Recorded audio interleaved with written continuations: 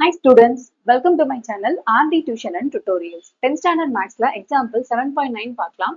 ஒரு கோள வடிவ வளிகூண்டினுள் காற்று உந்தப்படும் போது அதன் ஆரம் 12 சென்டிமீட்டர்ல இருந்து 16 சென்டிமீட்டராக உயர்கிறது. இரு புறப்பரப்புகளின் விகிதம் காண்க அப்படின்னு கேட்டிருக்காங்க. ஸோ வளிகூண்டு அப்படின்னா பலூன் அப்படின்னு அர்த்தம். ஸோ ஒரு பலூனுக்குள்ள காத்து ஃபில் பண்றதுக்கு முன்னாடி அந்த பலூனோட ஆரம் பாத்தீங்க அப்படின்னா 12 சென்டிமீட்டர் அப்படின்னு கொடுத்துருக்காங்க. இப்போ காத்து ஃபில் பண்ணதுக்கு அப்புறம் ஒரு ஆரம் வந்து இன்க்ரீஸ் ஆகும். எவ்வளவு இன்க்ரீஸ் ஆயிருக்கு அப்படின்னா அதுக்கான ஆரம் 16 சென்டிமீட்டர். இப்ப இந்த ரெண்டு பலூனுக்கான புறப்பரப்புகளின் விகிதம் வந்து கண்டுபிடிக்கணும். பலூன் பாக்குறதுக்கு கோள வடிவத்துல இருக்கிறதுனால கோளத்தின் புறப்பரப்பு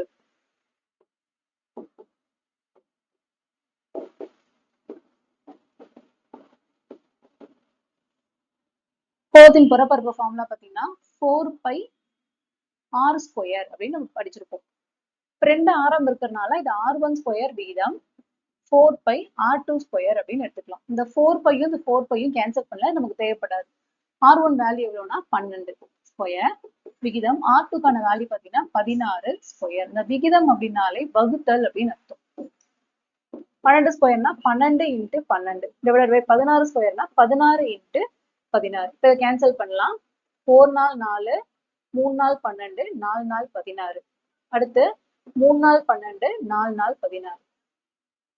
இப்போ 3 மல்டிப்ளை பண்ணா 9, 4 × 4 16. ஸோ விகிதம் கேட்கறதுனால 9 விகிதம் 16.